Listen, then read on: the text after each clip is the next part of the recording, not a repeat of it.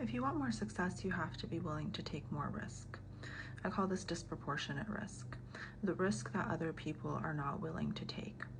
Because when doing something is fairly seamless, it's fairly easy, then more people will do it, and then therefore it will get saturated. And so in order to create more success, you need to be able to do the things that other people are not willing to do. And you might be thinking, what blocks people from not doing things? Well, essentially, the experience of negative emotions blocks people from doing things. The experience of failure, humiliation, dejection, disappointment, shame, embarrassment. A lot of people are just not willing to experience those emotions, and that's why they're blocked from doing things.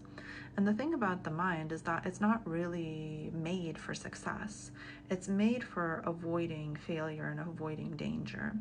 And so for a lot of us, trying to succeed is almost trying to convince ourselves to touch a hot stove. We don't want to do it because we know that there's going to be pain in this journey. And so if we do not really understand this pain, and if we don't embrace it and kind of process it, we'll typically always engage in avoidance.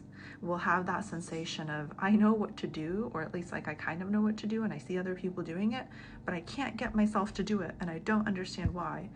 And a lot of people, when they come to me, their answer to this is I need more self-discipline, or I need to be less lazy. Well, that's typically not the case, and that's not really how the mind works. The mind has really good reasons for what it's doing. It just isn't doing what you want it to do.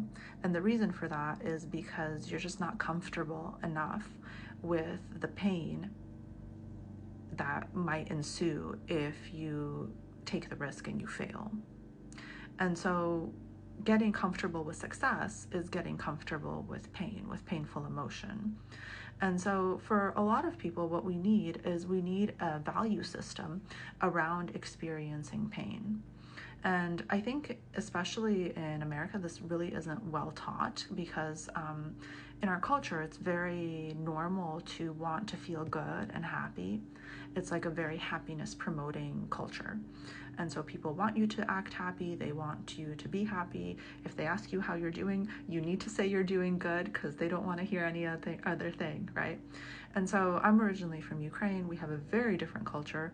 If in Ukraine you ask someone how they're doing, you should expect to hear their problems because that's just our culture. We tell you what's actually going on because we don't really value kind of appearing happy as such a kind of important cultural value.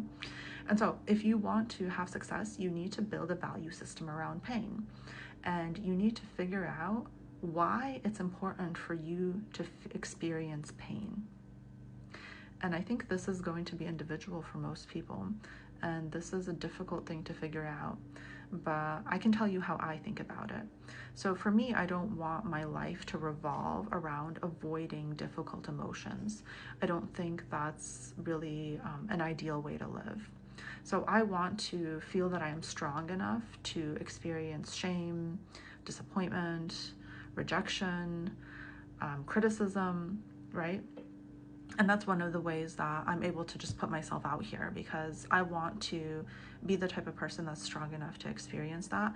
And I really believe in the idea of disseminating and helping people understand psychology as a way to reduce suffering in the world.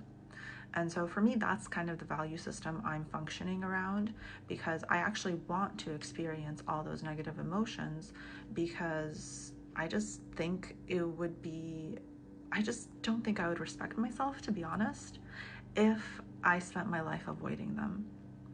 I want to be the type of person that is willing to experience that and is strong enough to take it. And that's kind of what I work on. And obviously, I'm not perfect. Obviously, I still avoid. And I'm not saying that I'm great at this. That's just kind of the value system I'm functioning around, and that's what I'm working towards. And so if you want to create success in your life, if you want to take that disproportionate risk, then you need to create a value system around why you should experience rejection, why you should experience failure, because it's going to be really hard to convince yourself to touch that hot stove without having a really good reason why. And that reason might need to be individual for you. And feel free to steal my reason if it resonates for you. Hopefully it will, because that will save you a lot of kind of introspecting. And I think it's a very valid reason. So hopefully that one resonates for you. But I do think it does take a lot of integration and kind of soul searching to understand why you need to do this. And if you don't do that work, you probably will constantly avoid taking risk, because why would you engage with pain? That's like nonsensical, right? And so if you're avoiding, it makes perfect sense. It's the running towards pain that you need to convince yourself of why you should do it.